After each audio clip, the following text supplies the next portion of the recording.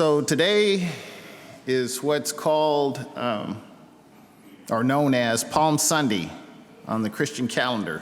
It's 5 days prior to the Jewish Passover. And so for you Bible scholars, you know that Passover is a day in the Feast of Unleavened Bread, is a time on the Jewish calendar for reflection and contemplation, thanksgiving, the retelling of the story of, as I shared several weeks ago about the call of Abraham and how he was called to a land he didn't know, how they ended up, the cult ended up in Egypt. So for 400 years they were there. Then they entered into the land of promise. It's a generational retelling of their liberation, if you will. Passover, you remember the story, again, you Bible scholars, when the last of the plagues that were to strike the Egyptians, if you took the blood from the sacrifice, the lamb, and you put it on the doorpost, then the death angel would pass over you. And it's difficult to enter into this space of understanding and connection unless you're intentional about it. We can get comfortable, as I was saying just kind of in passing, we can get comfortable in the story, but not for the Jews. It's like, no, who we are as a cult, as a people, as called from nowhere to somewhere, enter into slavery, freedom. Now we're in a land and we were saved. All of that is wrapped up in our relationship with God. So we have this big feast of unleavened bread where the nation is, this was a big doggone deal for the nation, for the people. And so you had all of these, it's like one feast you don't want to miss is the Feast of Unleavened Bread. You don't want to miss that. So that's why you have this huge crowd. But in addition to just being that, there's a divine convergence of sorts, if you will. So in the 11th chapter of the Gospel of John, we read about the death of Lazarus, someone Jesus knew and loved, and he delayed his going there and allowed him to die. Erica, your homework for this week is read the 11th chapter of the Gospel of John. You can expect, anytime that Jesus raised this person from the dead, he was dead. He was dead, and they were concerned that his body probably smells, and you're saying, take me to where he's at, and he's dead. And Jesus speaks, and he is raised from the dead. That's going to draw a crowd. That's gonna draw a crowd. It's like, America's Got Talent. Oh, yeah. That's gonna draw a crowd. So timing is everything. Timing is everything. So the text says that Jesus, after all of this, he withdraws to the countryside of Ephraim because it wasn't the right time for him to reveal himself, because timing is everything, and I've got this divine appointment that's going to coincide with this great feast of unleavened bread, but now's not the day. So in the 12th chapter we read that 6 days before Passover, Jesus goes back to Bethany, where Lazarus and Mary and Martha lived, and we read the account of Jesus being anointed. He said, being anointed for my burial, where Mary is just weeping and pouring expensive oil on his feet, and you know, you got Judas and all the, probably he spoke for everybody else that didn't speak. Oh boy, if we could sell this thing and we could make some money. Why are we wasting it on Jesus's feet? You know, it's like give him water. Now he didn't say that, but Jesus said, she was preparing me for my burial. Timing is everything. So here's your first question. It begs the question, how prepared are we to die? And it's not a rhetorical question. It is a very serious question. How prepared are we to die? Are you prepared, or is that just something, I don't want to talk about it. I got to worry about where I'm going for dinner this afternoon. And you're going to ask me, am I ready to die? Come on, Pastor. Boy, that's a mood killer. It's like, how prepared are we to die? I was listening to a podcast the other day. It was called The Hidden Brain, whatever. Just don't read too much into it. But anyway, it was about this couple that had talked theoretically about death.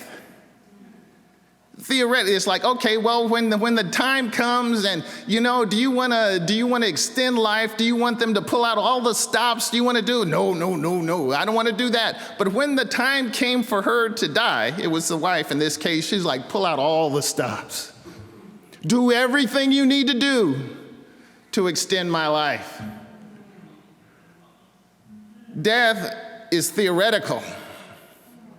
It's just theoretical until it comes. It's your turn. I'm ready. How prepared are we to die?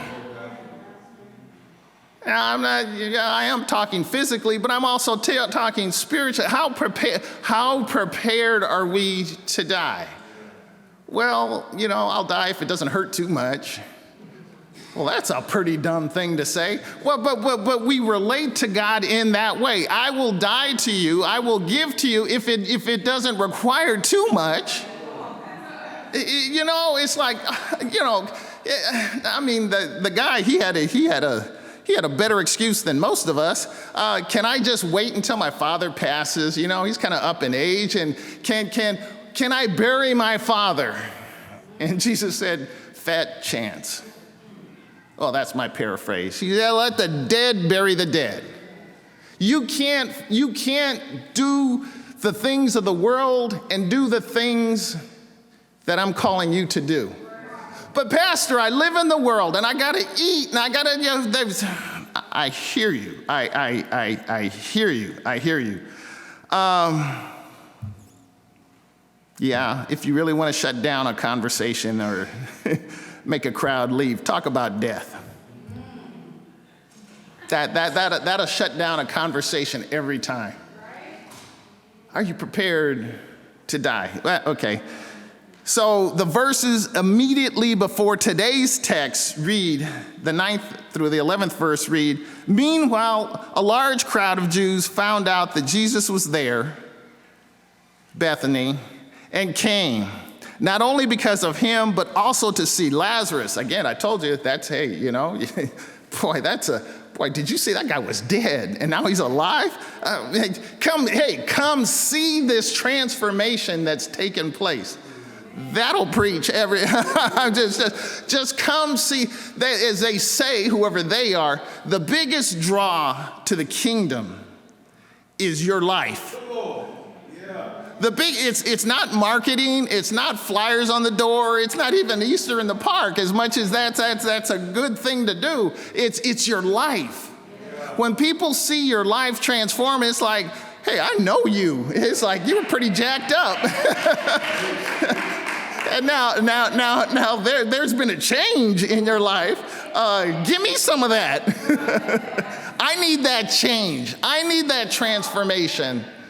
But I digress. A large crowd of Jews found out that Jesus was there and came not only because of him, but also to see Lazarus, whom he had raised from the dead. So the chief priests made plans to kill Lazarus as well, for on account of him, many of the Jews were going over to Jesus and believing in him. That's what the text says. That's just what the text says. Everybody was after Jesus. Everybody. That's one thing about our faith. There's no room for in between. It's either a draw or it's a repulsion. And nobody's going to sit back and it's like, okay, well, you do you, I'll do me. It's like, no, get out of here. Just I don't want to hear it. I don't want to even be around you. Or give me some of that. So those that wanted to make him king wanted to be around him. And those that wanted to kill him because he was upsetting the status quo wanted to kill him. So you had everybody wanted a piece of Jesus one way or the other. We got to deal with this guy. So that's the context and setting that hopefully we've established that. So now we come to verse 12. The next day, the great crowd that had come for the festival heard that Jesus was on his way to Jerusalem.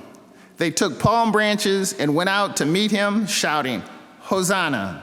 Blessed is he who comes in the name of the Lord. Blessed is the King of Israel.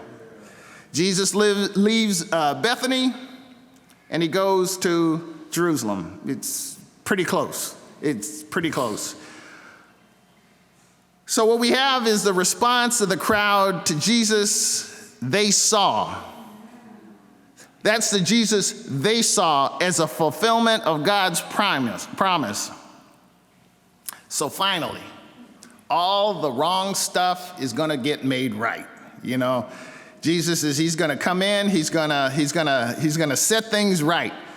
So borrowing from the 25th and the 26th verses of the 118th Psalm, homework, 118th Psalm, homework, the crowd shouts, Hosanna, Lord, save us. Lord, save us. Blessed is he who comes in the name of the Lord. But they go one step further. See, that's from 118. Then they add on, blessed is the King of Israel. Blessed is the King of Israel. And this is exactly what the religious leaders had anticipated happening. Oh, these guys are making the connection. They're making a spiritual connection, and now they're making a national connection. Blessed is the King of Israel.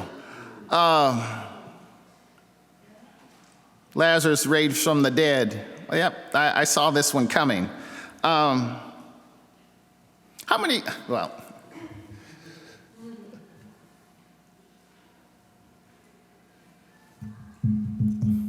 have gone to a Kings game? Okay.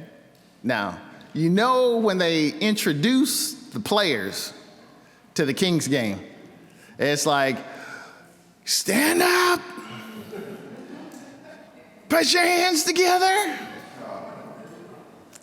I've been to a couple, I did full disclosure, and they literally have fire. Fire.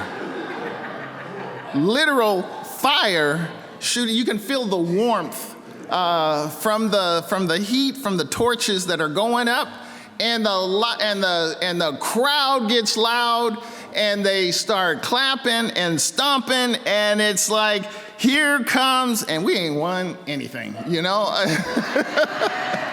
we're Pacific Division champions. Oh boy, oh gosh. It's like fist bumps, high fives, everything.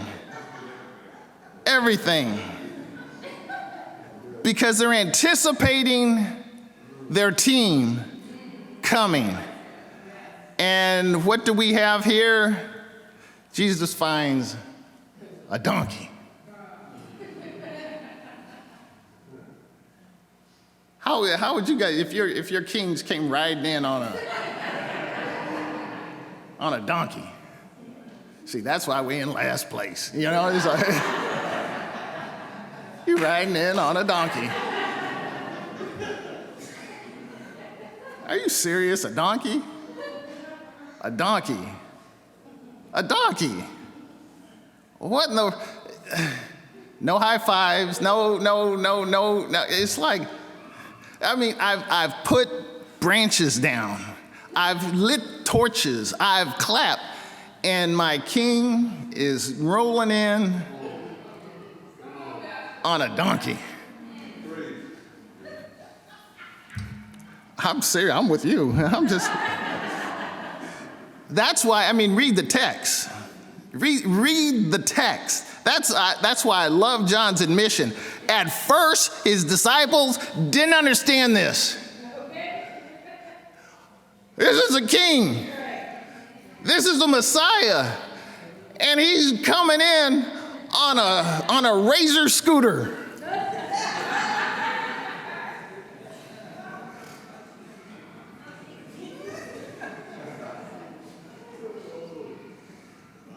But they didn't understand it. We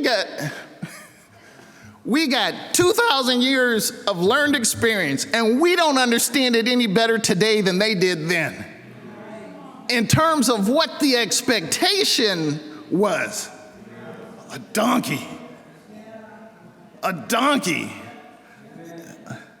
If I'm being feted as king, I would, you give me the nicest chariot. You give me the most studliest of horses. You know, just, oh no, I'm not coming in on a donkey. One theologian put it this way. In this case, the author indicates that both the acclamation of the crowd and the choice of a donkey, Zechariah 9, homework, read Zechariah 9, are elements of a larger, divinely orchestrated plan. Although spontaneous, it is not accidental that the crowd adores Jesus, and the donkey is not just a convenient ride, it is a necessary and prophetic action that demonstrates the continuing humility of Jesus. Extra credit homework. Read the 21st chapter of Matthew. Read the 21st chapter of Matthew. It's Matthew's account of Jesus coming into Jerusalem and the instruction that he gave to his disciples to go pick a donkey. It wasn't like, okay, well, I ain't got nothing to ride. Well, okay, come over here, little donkey, I'll ride you. No, this was planned. This was planned. This wasn't a happenstance. Well, he would have ridden a horse if somebody had offered a horse. He's like, no, go get the donkey. Tell them that the master needs this donkey. Bring it, have it here, I'm going to use them. See, it's unfortunate that the NIV here reads the way it does. Jesus found a young donkey. He didn't find a donkey. The donkey was there at his instruction. It was there for him to ride. And again, the donkey wasn't ridden because all the other horses and chariots were rented out. It was intentional. It was intentional. So read Zechariah 9, and you'll read the promise that God has for the ultimate victory of his people over their enemies in a manner that they didn't anticipate and is very unusual. The 10th verse of Zechariah 9 reads, I will take away the chariots from Ephraim and the war horses from Jerusalem, and the battle bow will be broken. He will proclaim peace to the nations. His rule will extend from sea to sea and from river to the ends of the earth. What an unusual approach. A victorious king riding on a donkey, no horses, no chariots. It was strange then, and it's strange now. So here's another point. Just because we don't get it doesn't mean it's not God's plan. somehow we think that, well, unless I see it, unless I understand it, then I'll do it. You look at the roll call of faith. I guess that's why they call it faith. Abraham is like, okay, I need you to move. Okay, I'm moving. Where you going? I have no idea. He said move, I'm moving. See, that flies in the face of everything that's us. It's like, well, Pastor, you need to explain this to me. Then I'll see if I want to buy in. I'm not God. Don't get me wrong. I ain't God. But that's how we approach things. Well, show me. Prove it to me. God's not transacting business with you in that way. Just because we don't understand it doesn't mean it's not from God. As the angel of the Lord said to Zerubbabel in the 4th chapter of Zechariah, not by might, not by power, but by my spirit, says the Lord. It's not how God chooses to do the things he does. Sometimes it's big bang and flashes, but more often it's that, like Elijah experienced, that still, small voice of God. I was sharing with Deacon Nate yesterday after we were rubbing our soreness and talking, and I was just like, again, as you've heard me share before, that we hop in our cars and we turn on noise, and we are really loath to experience silence. We don't like silence. I know we say, oh yeah, I want it to be quiet. We'll see how long that lasts. Then you're gonna play a little music, you're gonna do a little something, and you gotta have some noise to make sure you're not alone. See, but that's part of the problem, is that we have so much noise going on in our lives, we can't hear what needs to be heard.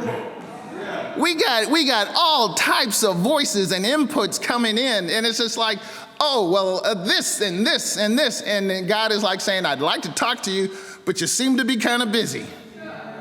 You got too many inputs, and I can't even get a word in edgewise. I am almost done. The 17th verse. Now the crowd that was with him when he called Lazarus from the tomb and raised him from the dead continued to spread the word. Boy, I tell you, what a great marketing plan. Many people, because they had heard that he had performed this sign, went out to meet him. So the Pharisees said to one another, see, this is getting us nowhere. Look how the whole world has gone after him. Look how the whole world has gone after him. Some of you might remember, and I don't exactly remember the context, but I remember former President Obama making the statement that he was just being reflective as president. He said, people don't know me. People don't know me. Take that for however you want. People don't know me. But what they do is most folks project on me what they want, what they think, their aspirations, their desires, their hopes. But they don't know me. It's the same way today. What are you saying, Pastor? I'm saying this, and I'll be very clear. Very few people know Jesus the Christ. And I may be talking to some right here, right now. We know of him. We've heard about him. He does tricks. He does magic. But you don't know him. And I believe it's not because it's just simple ignorance. Unfortunately, I think a lot of it is we have become, as Pastor Campbell would say, the problem with 21st century Christianity is that we've learned it. We've learned how to be Christian, from jargon to behavior.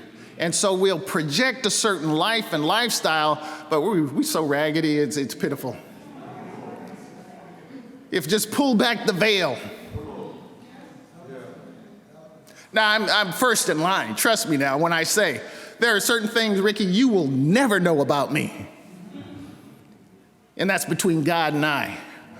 Good Lord, Pastor, what have you done? The same thing you've done.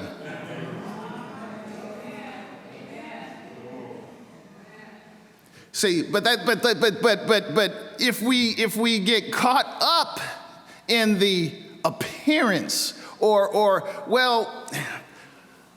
when it comes to Christ, we can't project on, we can to our own detriment.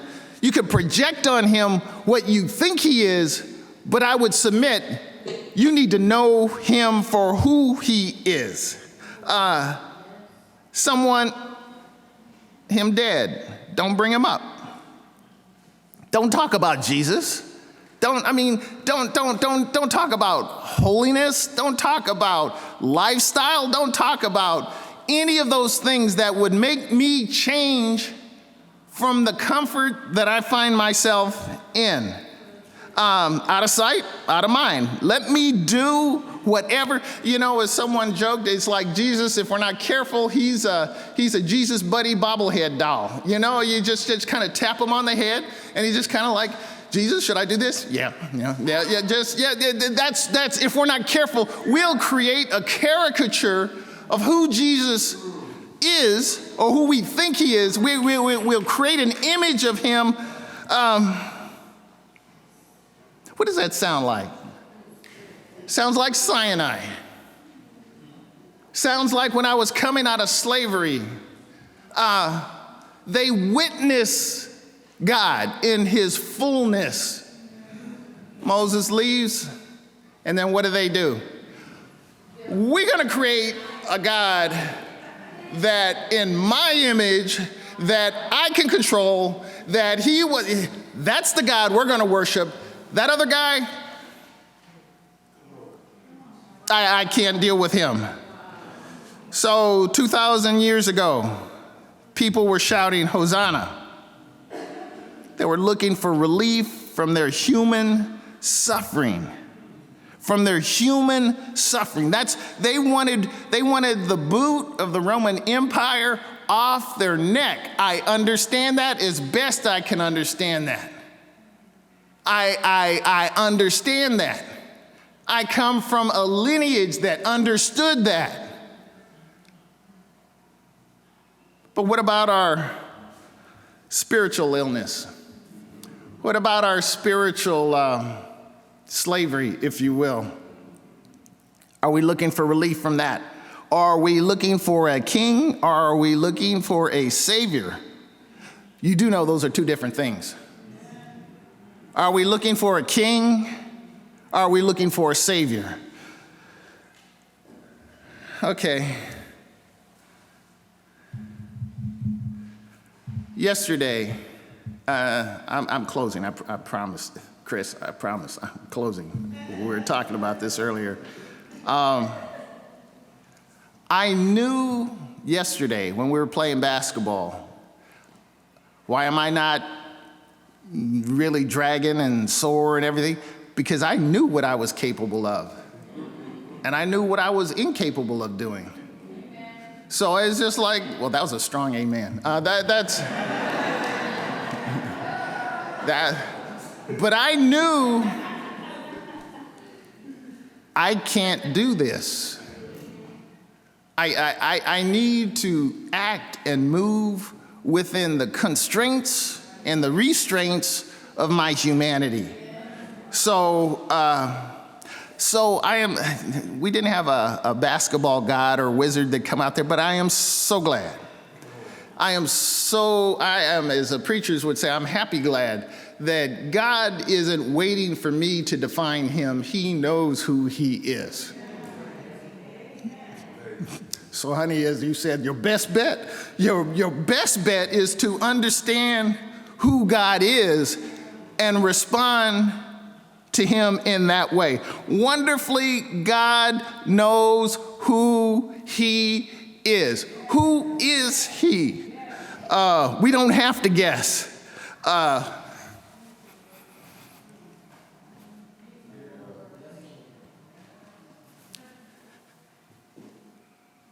When the saints would say that great getting up day comes, He's already on his thigh, on his very person. You want to know who I am? I'm King of Kings. I'm Lord of Lords. He's not saying the same thing twice. You know there's a difference between being king, and you know there's a difference between being Lord. And he's saying, I'm both. I'm both. I am sovereign, and I am the one you will have to bow your knee to.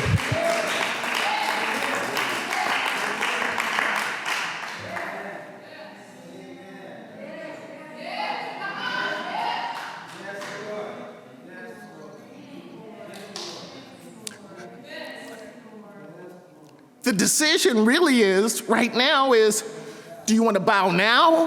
Yes. Or do you want to bow later? Yeah. But you will bow. Yes. And that's the God we serve.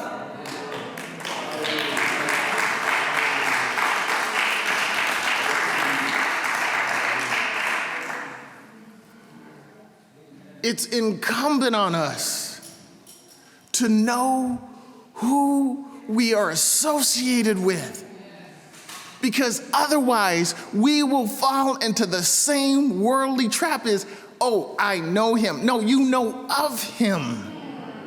You know about him. Again, you can run through the gauntlet at Macy's and catch the perfume smell, but you haven't put the perfume on yourself. And unless and until you do that, you'll, now I know what it smells like, but have you put it on? I can't answer that for you. Sister Meeks, she always says, well, you know, folks, you know, you've signed on the dotted line, you've said a few words, and you've done that, whatever that is. The problem with 21st century Christianity is that we have learned how to be Christian, but we have failed in the embrace and the living out.